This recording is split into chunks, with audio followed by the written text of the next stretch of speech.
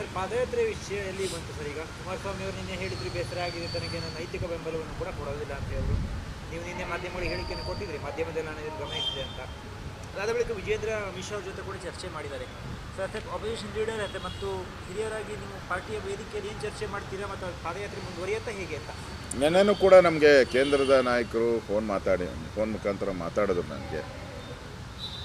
ಈ ಪಾದಯಾತ್ರೆ ಏನಿದೆ ಇದು ಅವಶ್ಯಕತೆ ಇದೆ ಮಾಡುವಂಥದ್ದು. ಏಕೆಂದರೆ 2 ಹಗರಣಗಳಲ್ಲಿ, ವಾಲ್ಮೀಕಿ ಹಗರಣದಲ್ಲಿ 187 ಕೋಟಿ, ಮೂಡ ಹಗರಣದಲ್ಲಿ ಸುಮಾರು 3,000 to 4,000 ಕೋಟಿ ದೊಡ್ಡ ಹಗರಣ ಮಾಡಿ ಇದರಲ್ಲಿ ರಾಜ್ಯ ಸರ್ಕಾರದ ಮುಖ್ಯಮಂತ್ರಿಗಳು, ಮಂತ್ರಿಗಳೇ ಪಾಲ್ದಾರರಾಗಿದ್ದಾರೆ. ಇಂಥ ಒಂದು ದರೋಡೆಯನ್ನು ಮಾಡಿರ್ತಕ್ಕಂಥ ಈ ಸರ್ಕಾರದ ವಿರುದ್ಧ ಈ ಪಾದಯಾತ್ರೆ ಮಾಡುವಂಥದ್ದು ಒಳ್ಳೆಯದು. ಈಗಾಗಲೇ BJP ಪಕ್ಷದ ವತಿಯಿಂದ ನಮ್ಮ ಕೇಂದ್ರದ ನಾಯಕರು ಕೂಡ ಈ ಪಾದಯಾತ್ರೆ ಮಾಡೋದು ಒಳ್ಳೆಯದು ಅಂತ. ಯಾಕಂದರೆ ಪಾರ್ಲಿಮೆಂಟಲ್ಲೂ ಕೂಡ ಇದ್ರ ಬಗ್ಗೆ ಚರ್ಚೆ ಆಗಿದೆ. ಪಾರ್ಲಿಮೆಂಟ್ ಹೊರಗಡೆನೂ ಕೂಡ ಪ್ರತಿಭಟನೆಗಳು ಕೂಡ ಆಗಿದೆ. ಅಂದರೆ ದೇಶದ ಸುದ್ದಿಯಾಗಿದೆ ಇದು. ನಿರ್ಮಲಾ ಸೀತಾರಾಮ್ ಅವರು ಮಾತಾಡಬೇಕಾದ್ರೆ ನಿನ್ನೆ ಅವ್ರು ಹೇಳಿದ್ದಾರೆ, ಕರ್ನಾಟಕದಲ್ಲಿ ನಮ್ಮ ವಿರೋಧ ಪಕ್ಷದ ನಾಯಕರು ಇದ್ರ ಬಗ್ಗೆ ಸವಿಸ್ತಾರವಾಗಿ ಮಾತಾಡಿದ್ದಾರೆ. ದಲಿತರ ಹಣ ಲೂಟಿ ಆಗಿರೋದು, ದಲಿತರ ಜಮೀನನ್ನು ಲೂಟಿ ಆಗಿ ಬಗ್ಗೆ ಮಾತಾಡಿದ್ದಾರೆ ಅಂತ ಸ್ವತಃ ಫೈನಾನ್ಸ್ ಮಿನಿಸ್ಟ್ರು ಕೂಡ ಪಾರ್ಲಿಮೆಂಟಲ್ಲಿ ಹೇಳಿದ್ದಾರೆ. ಈ ಎಲ್ಲ ದೃಷ್ಟಿಯಿಂದನೂ ನಾನು JDSನ ಮುಖಂಡರಿಗೆ ವಿನಂತಿ ಮಾಡ್ತೀನಿ, ಸಹಕಾರ ಕೊಟ್ಟು ಕಾಂಗ್ರೆಸ್ ವಿರುದ್ಧ ಈ ಹೋರಾಟಕ್ಕೆ ಒಂದು ಲಾಜಿಕಲ್ ಎಂಡ್ಗೆ ತೆಗೆದುಕೊಂಡು ಹೋಗುವಂಥದ್ದಕ್ಕೆ ಸಹಕಾರ ಕೊಡಬೇಕು ಅಂತೇಳಿ ನಾನು JDSನ ಮುಖಂಡರುಗಳಿಗೆ ನಾನು ವಿನಂತಿಯನ್ನು ಮಾಡ್ತೀನಿ. ಮತ್ತು ಅವ್ರ ಜೊತೆನೂ ಮಾತನ್ನು ಕೂಡ ಆಡ್ತೀನಿ. ಈ ವಿಚಾರ ಭಾಳ ಪ್ರಮುಖವಾದಂಥ ವಿಚಾರ. ಅದಕ್ಕೋಸ್ಕರ ಏನೇ ಮನಸ್ಸಲ್ಲಿ ಬೇಜಾರಿದ್ದರೂ ಕೂಡ NDA ಒಬ್ಬ ಪಾರ್ಟ್ನರ್ ಆಗಿ ತಾವು ಭಾಗವಹಿಸಬೇಕು ಅನ್ನೋ ವಿನಂತಿನೂ ಕೂಡ ನಾನು ಮಾಡ್ತಾಯಿದ್ದೀನಿ.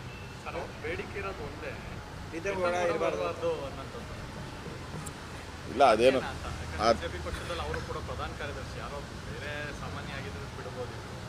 ಇಲ್ಲ, ಈ ಪ್ರೀತಮ್ ಗೌಡನ ವಿಚಾರ ನಾನು ಪತ್ರಿಕೆಯಲ್ಲೇ ನೋಡಿರೋದು.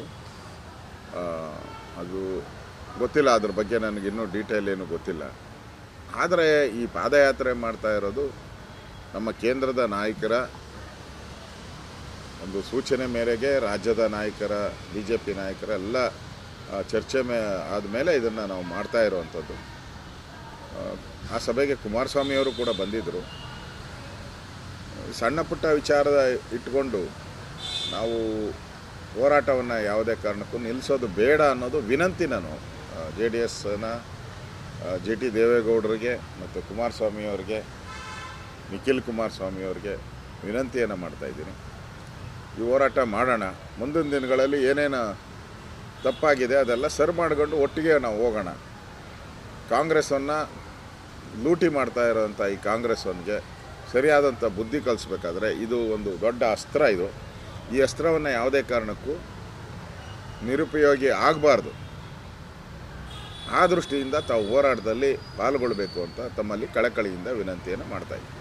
ಅಲ್ಟಿಮೇಟ್ಲಿ ಸರ್, ಈಗ JDS ಬಂದಿಲ್ಲ ಅಂದರೂ ಕೂಡ BJP ಪಾದಯಾತ್ರೆಯನ್ನು ಮಾಡುತ್ತೆ. ನಮ್ಮ ಕೇಂದ್ರದ ನಾಯಕರು ಮಾತಾಡ್ತಾ ಇದ್ದಾರೆ. ಇವತ್ತು ಸಂಜೆ ಮತ್ತೆ ನಾನು ಮಾತಾಡ್ತೀನಿ. ನೆನ್ನೆ ಪ್ರಹ್ಲಾದ್ ಜೋಶಿ ಅವ್ರ ಜೊತೆ, ಬೇರೆಯವ್ರ ಜೊತೆ ಎಲ್ಲ ಮಾತಾಡಿದ್ದೀನಿ. ಇವತ್ತು ಸಂಜೆನೂ ಕೂಡ ಅವ್ರ ಜೊತೆ ನಾನು ಮಾತಾಡ್ತೀನಿ. ಈಗಾಗಲೇ ಮಾಡಬೇಕು ಅನ್ನೋದು ಎಲ್ಲರ ಅಭಿಪ್ರಾಯ. ಸೊ JDSನ ಮನವೊಲಿಸುವಂಥದ್ದು ಅದೂ ಕೂಡ ಇಂಪಾರ್ಟೆಂಟ್. ಎರಡೂ ಕೂಡ ಇಂಪಾರ್ಟೆಂಟ್. ಅದರಿಂದ ಇವೆರಡನ್ನೂ ಕೂಡ ಇನ್ನೂ ಟೈಮ್ ಇದೆ, ಅಷ್ಟರಲ್ಲಿ ಮಾತುಕತೆಯನ್ನು ಆಡ್ತೇವೆ. ಮಾಡಬೇಕು ಅಂತ ಪಾರ್ಟಿಯಲ್ಲಿ ಈಗ ಚರ್ಚೆ ನಡೀತಾ ಇದೆ. ಮಾಡಬೇಕು ಅಂತ ಪಾರ್ಟಿಯಲ್ಲಿ ಚರ್ಚೆ ನಡೀತಾ ಇದೆ. ಆ ದೃಷ್ಟಿಯಿಂದ ಇದರಲ್ಲಿ ನನ್ನ ಅಭಿಪ್ರಾಯನೂ, ನನ್ನ ಪರ್ಸ್ನಲ್ ಅಭಿಪ್ರಾಯನೂ ಕೂಡ ಈ ಪಾದಯಾತ್ರೆಯನ್ನು ಮಾಡಬೇಕು ಅನ್ನೋದೇ ನನ್ನ ಪರ್ಸ್ನಲ್ ಅಭಿಪ್ರಾಯ. ಈ ಹೇಳಿಕೆಯಿಂದ, ಅಂದರೆ ಕುಮಾರಸ್ವಾಮಿ ಅವ್ರ ಹೇಳಿಕೆಯಿಂದ NDA ಮೈತ್ರಿಕೂಟದಲ್ಲಿ ಬಿರುಕು ಅನ್ನೋದು ಕಾಂಗ್ರೆಸ್ ಚರ್ಚೆ ಮಾಡ್ತಾ ಇದೆ. ಅದು ಹೇಳಿಕೆ ಕೂಡ ಅದೇ ರೀತಿಯಲ್ಲಿ ಇದೆ. ಇಲ್ಲ, ಇದೆಲ್ಲನೂ ಕೂಡ ಸರಿ ಹೋಗುತ್ತೆ. 1-2 ದಿನ ಟೈಮಲ್ಲಿ ಇವೆಲ್ಲನೂ ಕೂಡ ನಮ್ಮ ಕೇಂದ್ರ ನಾಯಕರು ಕೂಡ ಕುಮಾರಸ್ವಾಮಿ ಅವರ ಜೊತೆ ಮಾತಾಡ್ತಾ ಇದ್ದಾರೆ. ನಾವು ಕೂಡ ಮಾತಾಡ್ತೀವಿ ಕುಮಾರಸ್ವಾಮಿ ಅವ್ರ ಜೊತೆ. ಸೊ ನಾನು ಈಗಾಗಲೇ ಸ್ಪಷ್ಟವಾಗಿ ಹೇಳಿದ್ದೀನಿ, ಇದು ನನ್ನ ಅಭಿಪ್ರಾಯನೂ ಕೂಡ ಮಾಡಬೇಕು ಅನ್ನೋದೇ ನಮ್ಮ ಅಭಿಪ್ರಾಯ ಇದೆ. ಆ ದೃಷ್ಟಿಯಿಂದ ನಾನು ಕೂಡ ಅವ್ರ ಜೊತೆ ಮಾತಾಡ್ತೀನಿ. ಬಿಜೆಪಿ ಪರಿಸ್ಥಿತಿ ಹೆಂಗೆ ಬಂದ್ಬಿಡ್ತು ಅಂದರೆ 17 ಜನ MP ಗಳು ಇರೋ 2 MP ಕೇಳ್ಕೊಂಡು ಹೋಗೋ ಪರಿಸ್ಥಿತಿ ಬಂತು. ಆ ಥರ ಏನೂ ಇಲ್ಲ, ಸಣ್ಣ ಪುಟ್ಟ ಗೊಂದಲ ಇದೆ, ಅದನ್ನು ನಿವಾರಿಸ್ಕೊಳ್ಳೋವಂಥದ್ದು ನಮ್ಮ ಅವಕಾಶ, ನಮ್ಮ ಕರ್ತವ್ಯ ಅಂತ ನಾನು ತಿಳ್ಕೊಂಡಿದ್ದೀನಿ. ಧನ್ಯವಾದಗಳು. ಸರ್, ಇದು ಕ್ಯಾಬಿನೆಟ್ ಮೂಢ ಹಗರಣಕ್ಕೆ ಸಂಬಂಧಪಟ್ಟಂತೆ ರಾಜ್ಯಪಾಲರು ಪ್ರಾಸಿಕ್ಯೂಷನ್ಗೆ ಸಾಮಾಜಿಕ ಕಾರ್ಯಕರ್ತರೊಬ್ಬರು ಪತ್ರ ಬರೆದಿದ್ದಾರೆ. ಅದಕ್ಕೆ ಸರ್ಕಾರಕ್ಕೆ ಪತ್ರ ಬರೆದಿದ್ದಾರೆ. ಇವತ್ತು ಕ್ಯಾಬಿನೆಟ್ನಲ್ಲಿ CM ಹೊರಗಿಟ್ಟು ಒಂದಷ್ಟು ಚರ್ಚೆ ಮಾಡ್ತಿದ್ದಾರೆ. ರಾಜ್ಯಪಾಲರ ಕ್ರಮ ಸರಿಯಲ್ಲ ಅನ್ನೋಂಥದ್ದು ಬಗ್ಗೆ ನಿರ್ಣಯವನ್ನು ತಗೋಬೇಕು. ನನಗನ್ಸುತ್ತೆ CM ಇದ್ದು ಮಾಡಿದರೆ ಚರ್ಚೆ ಸರಿ ಹೋಗ್ತಾ ಇತ್ತು. CM ಹೊರಗಡೆ ಇದ್ದು ಮಾಡ್ತಾ ಇದ್ದಾರೆ ಅಂದರೆ ಲೀಗಲ್ಲಾಗಿ ಅವರು ಯೋಚನೆ ಮಾಡ್ತಾ ಇದ್ದಾರೆ. ಅಂದರೆ ಸರ್ಕಾರ ಭಯಭೀತ ಆಗಿದ್ದಾರೆ. ಈಗ ಕಂಪ್ಲೇಂಟ್ ಕೊಟ್ಟಿರೋರು ಯಾರು BJP ಅವರಲ್ಲ, ಜನತಾದಳದವರು ಅಲ್ಲ, ಅವರೊಬ್ಬ ಸಾಮಾಜಿಕ ಕಾರ್ಯಕರ್ತ. ಅದರಿಂದ ಒಬ್ಬ ಪ್ರಜೆಯಾಗಿ ಸರ್ಕಾರದಲ್ಲಿ ಲೂಟಿ ಆಗಿರ್ತಕ್ಕಂಥ ಹಣವನ್ನು ಕೇಳುವಂಥ ಅಧಿಕಾರ ಪ್ರತಿಯೊಬ್ಬ ನಾಗರಿಕನಿಗೂ ಇದ್ದೇ ಇದೆ. ಆ ಅಡಿಯಲ್ಲಿ ಅವರು ಅರ್ಜಿಯನ್ನು ಸಲ್ಲಿಸಿದ್ದಾರೆ. ಅದಕ್ಕೆ ಗವರ್ನರ್ ಅವರು, ಯಾಕಂದರೆ ಮೇಲ್ನೋಟಕ್ಕೆ ಇದು ಲೂಟಿ ಆಗಿರೋದು ಸ್ವತಃ CM ಅವರೇ ಒಪ್ಕೊಂಡಿದ್ದಾರೆ. 178 ಅಲ್ಲ, ಅದು 89 ಕೋಟಿ ಅಂತ ಅವರೇ ಒಪ್ಕೊಂಬಿಟ್ಟಿದ್ದಾರೆ. ಮೂಢ ಹಗರಣದಲ್ಲಿ ಸೈಡ್ ತಗೊಂಡಿರೋದು ನಿಜ, ಆದರೆ ಅದನ್ನು ನಾನು ನ್ಯಾಯಯುತವಾಗಿ ತಗೊಂಡಿದ್ದೀನಿ ಅಂತ ಅವರು ಹೇಳಿದ್ದಾರೆ. ಅಂದರೆ ತಗೊಂಡಿರೋದು ನಿಜ ಅಂತ ಒಪ್ಕೊಂಡಿದ್ದಾರೆ. ಅದರಿಂದ ಇದು ತನಿಖೆ ಆಗಬೇಕಾಗಿರೋ ಮೇಲ್ನೋಟಕ್ಕೆ ಇದರಲ್ಲಿ ಹಲವಾರು ಕಾನೂನುಗಳು ಬಿಟ್ಟು ಕಾನೂನಿನ ವೈಲೇಷನ್ನು, ಕಾನೂನಿಗೆ ವಿರುದ್ಧವಾಗಿ ಮಾಡಿರ್ತಕ್ಕಂಥದ್ದು ಸ್ಪಷ್ಟವಾಗಿ ಮೇಲ್ನೋಟಕ್ಕೆ ಕಾಣ್ತಾ ಇರೋದ್ರಿಂದ RTI ಕಾರ್ಯಕರ್ತ ಇವತ್ತು ಅಪ್ಲಿಕೇಶನನ್ನು ಕೊಟ್ಟಿದ್ದಾರೆ. ಅದರ ಮೇಲೆ ಗೌರವಾನ್ವಿತ ರಾಜ್ಯಪಾಲರು ಅವ್ರ ತೀರ್ಮಾನವನ್ನು ತೆಗೆದುಕೊಳ್ತಾರೆ. ಇವ್ರು ತಪ್ಪು ಮಾಡಿಲ್ಲ ಅಂದರೆ ಭಯ ಬೀಳುವಂಥ ಅವಶ್ಯಕತೆಯೇ ಇರಲಿಲ್ಲ, ಕ್ಯಾಬಿನೆಟ್ ಕರೆಯುವಂಥ ಅವಶ್ಯಕತೆಯೇ ಇರಲಿಲ್ಲ. ಈ ಕ್ಯಾಬಿನೆಟ್ಟೆಲ್ಲ ಕರೀತಾ ಇದ್ದಾರೆ, ಮುಖ್ಯಮಂತ್ರಿನ ಬಿಟ್ಟು ಕರೀತಾ ಇದ್ದಾರೆ ಅಂತ ಹೇಳಿದ್ರೆ ಇವರು ತಪ್ಪು ಮಾಡಿರೋದು ಒಪ್ಕೊಂಡಂಗೆ, ಇದರಿಂದ ತಪ್ಪು ಮಾಡಿರೋದು ಒಪ್ಕೊಂಡಂಗೆ ಆಗುತ್ತೆ. ಅವರು ಪದ ಸರಿ ಇಲ್ಲ ಮತ್ತು ಕಾನೂನಾತ್ಮಕವಾಗಿ ಅವ್ರು ಕೊಟ್ಟಿಲ್ಲ ವಾಪಸ್ ನೋಟಿಸನ್ನು ರಾಜ್ಯಪಾಲರು ಏನು ಕೊಟ್ಟಿದ್ದಾರೆ ಅದನ್ನು ವಾಪಸ್ ತಗೊಳ್ಬೇಕು ಅಂತ ಕ್ಯಾಬಿನೆಟಲ್ಲಿ ನಿರ್ಣಯ ಮಾಡಿದ್ದಾರೆ. ಅಂದರೆ ರಾಜ್ಯ ಸರ್ಕಾರ, ಇಡೀ ಕ್ಯಾಬಿನೆಟ್ ಮಂತ್ರಿಗಳೆಲ್ಲರೂ ಕೂಡ ಸಿದ್ದರಾಮಯ್ಯನವ್ರನ್ನ ರಕ್ಷಣೆ ಮಾಡೋಕ್ಕೆ ನಿಂತಿರೋ ಥರ ಕಾಣ್ತಾ ಇದ್ದಾರೆ. ಯಾರೇ ಒಬ್ಬ ಸಾಮಾನ್ಯ ಪ್ರಜೆನೂ ಕೂಡ ಕಂಪ್ಲೇಂಟ್ ಕೊಟ್ಟಾಗ ಅದಕ್ಕೆ ಕ್ಲಾರಿಫಿಕೇಷನ್ ಕೇಳುವಂಥದ್ದು ಅದು ಕರ್ತವ್ಯ, ಸಂವಿಧಾನದ ಹಕ್ಕದು. ಹಕ್ಕನ್ನು ಗೌರವಾನ್ವಿತ ರಾಜ್ಯಪಾಲರು ಮಾಡಿದ್ದಾರೆ ಅಂತ ನನಗೆ ಅನಿಸ್ತೈತೆ. ಮತ್ತು ರಾಜ್ಯಪಾಲರಿಗೆ ನೀವು ಹಿಂಗೆ ಇದೇ ಡೈರೆಕ್ಷನಲ್ಲಿ, ಇದೇ ವರ್ಡಲ್ಲಿ ನೀವು ನಮ್ಮನ್ನು ಕೇಳಬೇಕು ಅಂತ ಹೇಳೋದಾದರೆ ಅಂದರೆ ಇವರು ಸಂವಿಧಾನಕ್ಕಿಂತ ಮೇಲೆ ಇದ್ದೀನಿ ಅನ್ನೋದು ಇವ್ರ ಭಾವನೆ. ನಾವು ಗವರ್ನರ್ಗಿಂತನೂ ಮೇಲೆ, ಸಂವಿಧಾನಕ್ಕಿಂತನೂ ಮೇಲೆ ಅನ್ನೋದು ಸ್ಪಷ್ಟವಾಗಿ ಕಾಣ್ತಾ ಇದೆ. ಈಗ ಗವರ್ನರ್ ಅವರು ನೋಟಿಸ್ ಕೊಡಬೇಕಾದ್ರೆ ಕಾನೂನು ತಜ್ಞರ ಜೊತೆ ಎಲ್ಲ ಚರ್ಚೆ ಮಾಡಿ ಕೊಟ್ಟಿರ್ತಾರೆ. ಅದು ಒಂಥರ ಕಾನ್ಸ್ಟಿಟ್ಯೂಷನಲ್ ಬಾಡಿ ಅದು.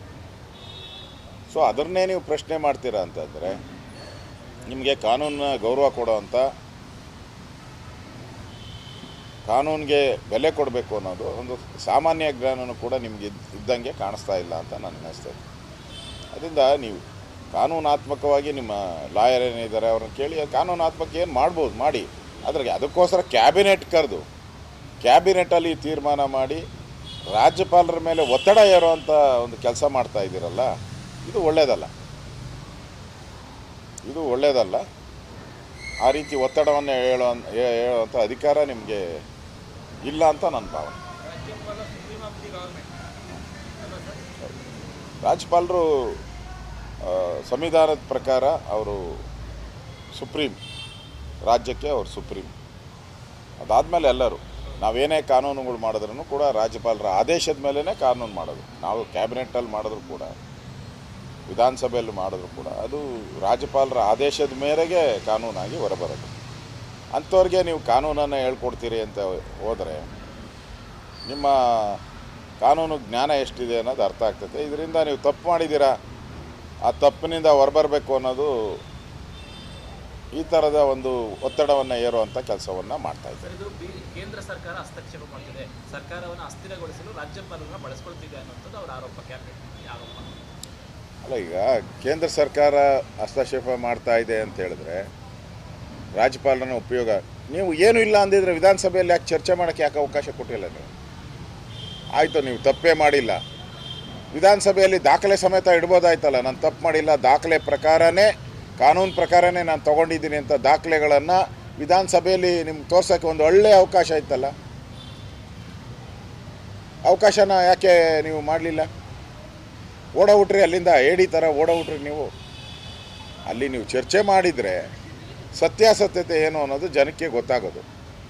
ಅದು ಗೊತ್ತಾಗಬಾರ್ದು ಅನ್ನೋ ದೃಷ್ಟಿಯಿಂದ ನೀವು ಈ ಥರ ಮಾಡಿದ್ದೀರಾ ಅಂತ ನನಗನ್ನಿಸ್ತೈತೆ. ಅಸ್ಥಿರ ಮಾಡೋ ಉದ್ದೇಶ ಇಲ್ಲ ರಾಜ್ಯ ಸರ್ಕಾರ. ನೋಡಿ, ಇವ್ರು ತಪ್ಪು ಮಾಡಿಲ್ಲ ಅಂದರೆ ಅಸ್ಥಿರ ಆಗ್ತೈತೆ ಅಂತ ಭಯ ಬೀಳೋ ಪ್ರಶ್ನೆನೇ ಇಲ್ಲ. ತಪ್ಪು ಮಾಡಿದರೆ ಮಾತ್ರ ಆ ಥರದ ಭಯ ಬೀಳಬೇಕು. ತಪ್ಪು ಮಾಡಿಲ್ಲ ಅಂದರೆ ಯಾಕೆ ಭಯ ಬೀಳ್ತಾರೆ? ಧೈರ್ಯವಾಗಿ ಎದುರಿಸಿ. ಈಗ ಯಡಿಯೂರಪ್ಪನವ್ರ ಮೇಲೆ ಕೇಸ್ ಹಾಕಿದ್ರು, ಯಡಿಯೂರಪ್ಪನವ್ರನ್ನ ಜೈಲಿಗೆ ಹಾಕಿದ್ರು. ಜನಾರ್ದನ್ ರೆಡ್ಡಿ ಮೇಲೆ ಕೇಸ್ ಹಾಕಿದ್ರು, ಜನಾರ್ದನ್ ರೆಡ್ಡಿನ ಜೈಲಿಗೆ ಹಾಕಿದ್ರು. ಅವ್ರು ಫೇಸ್ ಮಾಡಲಿಲ್ವ ಕೋರ್ಟಲ್ಲಿ? ನೀವು ಫೇಸ್ ಮಾಡಿ, ತಪ್ಪಿಲ್ಲ ಅಂದರೆ ಫೇಸ್ ಮಾಡಿ. ಅವಾಗೂ ಯಡಿಯೂರಪ್ಪನವ್ರ ಮೇಲೂ ಪ್ರೈವೇಟ್ ಕಂಪ್ಲೇಂಟೇ ಕೊಟ್ಟಿದ್ದು. ಅವತ್ತಿನ ಗವರ್ನರ್ ಯಾರಿದ್ರು? ಅವತ್ತು ಕೇಂದ್ರ ಸರ್ಕಾರ ಯಾರಿತ್ತು? ಅವತ್ತು ಕಾಂಗ್ರೆಸ್ ಸರ್ಕಾರ ಇದ್ದಿದ್ದು. ಗವರ್ನರು ಕೂಡ ಕಾಂಗ್ರೆಸ್ ಸರ್ಕಾರದಿಂದ ನೇಮಕ ಆದವರು ಇದ್ದರು. ಅವಾಗ ಹೆಂಗೆ ಪರ್ಮಿಷನ್ ಕೊಟ್ಟರು ಅವರು?